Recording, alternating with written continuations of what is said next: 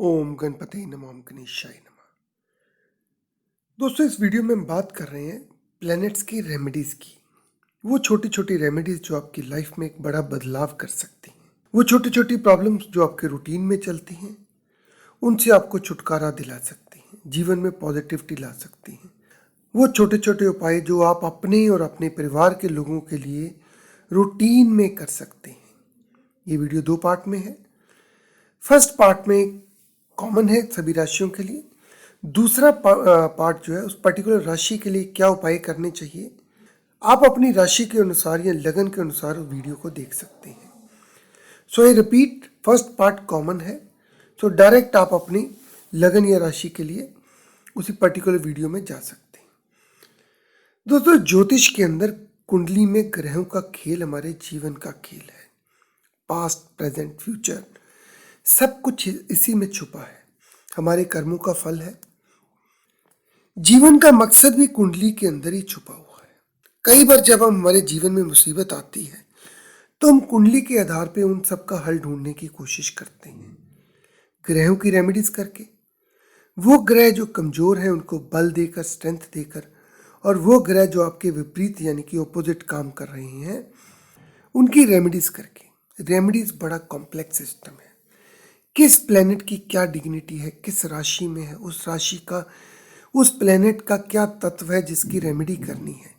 जल तत्व के प्लेनेट की रेमेडी जल तत्व के साथ, वायु तत्व की वायु के साथ, अग्नि तत्व की अग्नि के साथ, और भूमि तत्व की भूमि के साथ करनी जरूरी रहती है। दोस्तों, अनिष्ट या मेलिफिक प्लेनेट्स की शांति के लिए यंत्र मंत्र तंत्र का प्रयोग किया जाता है। तप, जम थेरेपी, दान, वर्त, औषधि का भी इस्तेमाल किया जाता है। रेमेडीज 3 प्लेन पे काम करती हैं, physical, mental and spiritual. So astrologer के लिए सबसे जानना जरूरी होता है कि प्रॉब्लम क्या है, कौन से प्लेनेट कमजोर है, किस मेलेफिक के प्रभाव से प्रॉब्लम हो रही है, कौन सी राशि पीड़ित है, किस भाव में है, कौन सा तत्व है, और उसके अनुसार रेमेडी बताना। याद रखें, कुछ कर्म दृढ़ हैं, वो आपको काटने ही हैं, उनकी कोई रेमेडी काम नहीं करेगी। कैसे पता चले दृढ़ कर्म क्या है? जब किसी प्लेनेट पे 2 या 2 से ज्यादा मेलेफिक का इफेक्ट आता है तो जनरली वो कर्म दृढ़ हो जाते, वो कटते नहीं हैं, उनको काटना ही पड़ता है। उनके लिए कोई रेमेडी काम नहीं करती, वो सिर्फ प्रभु इच्छा से, किसी गुरु कृपा से ही कट, नहीं तो पूरा जीवन उनको भोगना पड़ता है। कुछ कर्म अदृढ़ होते हैं जो आपके कर्मों से, रेमेडीज से कट जाते हैं, उनकी रेमेडीज हो सकती हैं। किसी भी एस्ट्रोलॉजिस्ट के लिए प्रॉब्लम का सही डायग्नोज करना और फिर उसकी रेमेडी ढूंढना। दृढ़ कर्मों की रेमेडी नहीं होती, वो काटने पड़ते हैं। जैसे किसी की टांग कट गई तो रेमेडी करने से वापस नहीं आ सकती। सो अदृढ़ कर्मों की रेमेडी राशि, नक्षत्र, भाव, तत्व के अनुसार ढूंढना और फिर उस जातक को पूरे फेथ से करना। पहले तो एस्ट्रोलॉजर हो सकता है ढूंढने में गलती कर दे, सही बता भी दिया तो जातक उसको पूरे फेथ से ना करे। सो काफ़ी कॉम्प्लिकेटेड है, इसलिए गलती की गुंजाइश बनी रहती है और हम लोगों का ज्योतिष से विश्वास उठ जाता है। अगर आपका दोस्तों आपका लगन या राशि कमजोर है तो रूटीन में लाइफ में कुछ दिक्कतें चलती रहती हैं, भाग्य उदय नहीं हो पाता, health issues, family issues, financial issues चलते रहते हैं। मैं किसी स्पेसिफिक प्रॉब्लम की बात नहीं कर रहा हूँ, मैं उस जातक के ओवरऑल भाग्य की बात कर रहा हूँ। जब वो कहता है मेरा कोई भी काम नहीं बनता, सेहत में प्रॉब्लम है, नौकरी में प्रॉब्लम है, पैसे में प्रॉब्लम है, रिलेशंस में प्रॉब्लम है, मैंने जिंदगी में कभी भी सुख का सांस नहीं लिया, मेरे हर काम में डिले है। सो मैं कुछ ऐसे टोटके या रेमेडीज बताने जा रहा हूँ जो इस राशि या इस लगन के लोग बगैर किसी पंडित ज्योतिषी से कंसल्ट किए हुए बगैर करें तो इनका भाग्य उदय हो सकता है। अदृढ़ कर्म होने चाहिए, इनको हर क्षेत्र में सफलता मिल सकती है अगर ये उपाय या टोटके करते रहें। ये टोटके वैदिक एस्ट्रोलॉजी के बेस पे नहीं है, ये लाल किताब जो कि पंजाब की एक ज्योतिष पद्धति है उसके बेस पे है। दोस्तों, बात करें कर्क राशि की। कर्क राशि चंद्रमा स्वामी है राशि का, भगवान श्री कृष्ण का कनेक्शन है कर्क राशि से। माँ, दूध, मक्खन, गाय, नदी, पानी, ट्रैवलिंग, आप इन चीज़ों के साथ इसको रिलेट कर सकते हैं। चंद्रमा डिपिक्ट करता है आपकी मदर को, इमोशंस को, क्रिएटिविटी को, फीलिंग को। वाटर एलिमेंट के साथ चंद्रमा रिलेट करता है। सो क्या रेमेडी की जाए कि कर्क राशि वाले भाग्यशील रहें, भाग्यशाली रहें, जीवन में नई ऊंचाइयों को हासिल करें?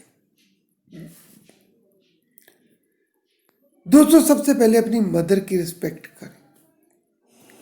अगर मदर खुश, मदर की तबीयत ठीक, आपके मदर के साथ रिलेशन अच्छे, तो आप समझें कि आपका राशि लॉर्ड अच्छा, आपका चंद्रमा अच्छा। मैरिड लड़कियों के लिए उनकी सास ही उनकी माँ है, सो उसकी सेवा करें। अगर आपकी मदर बीमार है, मदर के साथ आपके रिलेशन अच्छे नहीं हैं, तो समझ लें कि इसका कोई रेमेडी का उपाय नहीं है, कोई रेमेडी नहीं है। मेरे पास जब भी कोई क्वेरी आती है, मैं जनरली पूछता हूँ, अगर आपको एफ्लिक्शन नजर आती है सूर्य पे, चंद्रमा पे, मंगल पे, तो अब उन रिलेशंस के बारे में बात करता हूँ। मदर कैसी हैं, आपके रिलेशन कैसे हैं, चंद सूरज के बारे में, फादर कैसे हैं, रिलेशन कैसे हैं, मंगल भाई की बात करता हूँ। सो दोस्तों, अगर उस इंडिविजुअल का उन रिलेशंस के साथ अच्छा रिलेशन है, तो उसका वो प्लेनेट कुछ हद तक स्ट्रांग रहता है। अगर उसके साथ उसका रिलेशन अच्छा नहीं है, तो उसकी प्रॉब्लम का उपाय नहीं मिलेगा, उसको कर्म काटने पड़ेंगे, उसकी बीमारी लाइलाज है। सो चंद्रमा को खुश रखने के लिए अपने परिवार में, अपनी मदर के लिए, और परिवार में कोई और भी लेडीज हैं तो उनके लिए गिफ्ट लाते रहें। गिफ्ट की वैल्यू पे मत जाएं। 10 रुपए का चॉकलेट भी काफ़ी हो सकता है। अपनी बेटी को या संतान को चावल, धन, चांदी, दूध, ये चीज़ें देते रहें। चंद्रमा चांदी को रूल करता है। सो चांदी के बर्तनों में खाना खाएं, इसी में पानी पिए, दूध पिए। ये एक नेचुरल पार्ट है जिसमें आपके ब्लड के अंदर सिल्वर एलिमेंट इंप्रूव होता है। घर की नींव में चांदी की ईंट लगाएं। चांदी की ईंट आप अपनी मदर से लेके लगा सकते हैं। अपनी मदर से लेके चांदी चावल अपने पास रखें। अगर आपको बेडरूम लाइफ में दिक्कत आ रही है, वाइफ के साथ रिलेशन के अंदर दिक्कत आ रही है, तो बेड पे तांबे का टुकड़ा लगाएं। गेहूं, गुड़, तांबे का दान करें, यानी कि सूर्य के साथ रिलेटेड चीज़ों का दान करना है। दुर्गा पाठ करें। लाइफ में हो सके तो कन्यादान जरूर करें, या किसी कन्या की शादी में गिफ्ट जरूर दें। कई लोग होते हैं, लड़की की शादी में जाते हैं और बगैर सगन दिए हुए आ जाते हैं, वो किसी के साथ में जाते हैं। तो जो भी आपकी हैसियत है उनके अनुसार शादी में गिफ्ट जरूर दें। चांदी या सफ़ेद चीज़ों का व्यापार ना करें। दान दे सकते हैं, मगर आपने चांदी या सफ़ेद चीज़ों का व्यापार ना करें।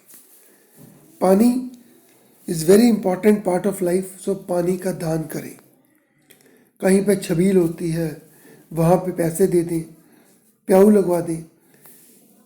इसके अलावा दोस्तों, एक बड़ा इंपॉर्टेंट पार्ट है नदी। सो जब भी आप ट्रैवल करते हैं और बीच में नदी आती है, तो उसमें एक तांबे का सिक्का प्रवाहित करते हैं। आपने देखा होगा पहले टाइम पे लोग कहीं से भी नदी से निकलते थे तो उसके ऊपर कुछ अपना उसको पेमेंट दे के जाते थे। पेमेंट किस फॉर्म में होती थी? कोई तांबे का सिक्का पानी में डाल देते थे। तीर्थ यात्रा जाएं, घूमने जाएं, लोगों को भी तीर्थ यात्रा जाने से ना रोकें। सूर्य से संबंधित चीजें धर्म स्थान में दें। अगर आप डॉक्टर हैं तो कम से कम कुछ पेशेंट्स को फ्री मेडिसिन दें।